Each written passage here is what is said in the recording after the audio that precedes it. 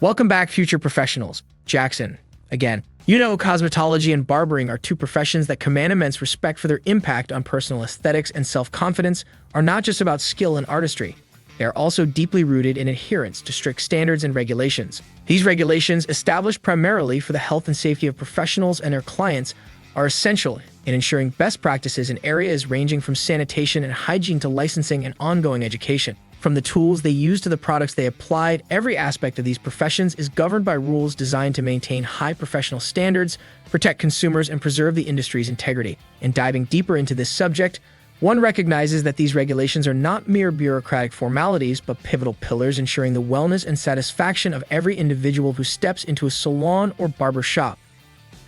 To truly understand how the regulation of barbering and cosmetology has evolved, you have to start at the very beginning. By the end of the 19th century, barbering had separated from religion and medicine, emerging as an independent profession. During the late 1800s, the profession's structure changed and it began to take new directions. Forming employer organizations known as master barber groups and employee organizations known as jurymen barber groups was the first step toward upgrading and regulating the profession. During this era, the emergence and growth of these organizations helped establish precedents and standards that are part of today's barbering profession. The Barbers' Protective Association organized in 1886. In 1887, it became the Jurymen Barbers International Union of America at its first convention in Buffalo, New York, affiliated with the American Federation of Labor. By 1963, the name had changed to the Jurymen Barbers, Hairdressers, Cosmetologists, and Proprietors International Union of America. Passed in 1897, the first barber licensing law set standards for sanitation, minimum education, and licensing requirements for barbers and barbershops in Minnesota. The setting of standards was vital because it was common for towels, shaving brushes, and other barbering tools to be used on more than one customer without being disinfected in between. These practices allowed for bacteria, parasites like headless, and infections like ringworm and herpes to spread from one person to another, casting a bad light on barbers and barbershops. Similar laws that included hand washing, powdered rather than stick, astringents, regular floor sweeping, and the disinfection of tools were soon passed in other states in response to the need to protect the public from infectious conditions. Of course, all of this looks a little different here in Texas today.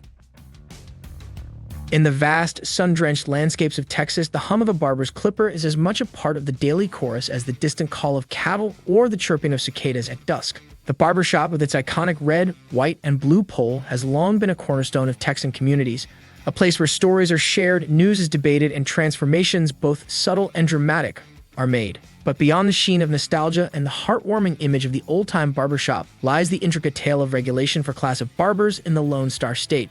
The journey of regulation began in earnest in the early 20th century. As urban centers in Texas grew and industries modernized, there was a clear and present need to ensure the health, safety, and welfare of the public when it came to personal grooming. The term class of barber was introduced to designate those who had attained a certain level of proficiency in the trade, marked by both education and hands-on experience. The Texas Department of Licensing and Regulation, TDLR, oversees the standards for these professionals. Before one can claim the title of a class of barber or cosmetology operator, they must undergo a rigorous journey of 1,000 hours of training in a licensed school. This training is no simple feat. It covers a gamut of skills from the basics of cutting and styling to understanding the anatomy of the scalp and face, hygiene protocols, and even the principles of electricity as they apply to professional tools. Once the hours are clocked, the aspirants face a two-tiered examination, a practical demonstration of their skills and a written test that delves into the theory of barbering or cosmetology. Only upon successful completion are they granted the coveted license and a passport to practice their craft legally in the state. The history of cosmetology is also as ancient as civilization itself, with roots stretching back to the earliest human societies. Cosmetology, the study and application of beauty treatment, encompasses a broad range of practices including skincare, hair care, nail care, and cosmetics. The evolution of these practices reflects changes in cultural ideals, technological advancements, and social structures over millennia. Ancient Egyptians are among the earliest known cultures to use cosmetics. They applied kohl to darken their eyelids and lashes for protection against the harsh sun and to ward off evil spirits. They also used red ochre for lips and cheeks and henna to color their hair and nails. In ancient China during the Shang dynasty, people used gum arabic, gelatin, beeswax, and egg to stain their fingernails with colors representing social class. The use of rice powder on the face for a whiter complexion became popular in later dynasties.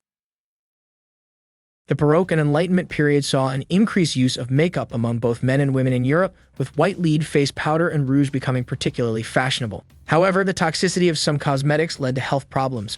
The Victorian era emphasized modesty and natural beauty, leading to a reduction in the use of overt cosmetics. Skincare routines focused on cleanliness and the use of natural products like rose water.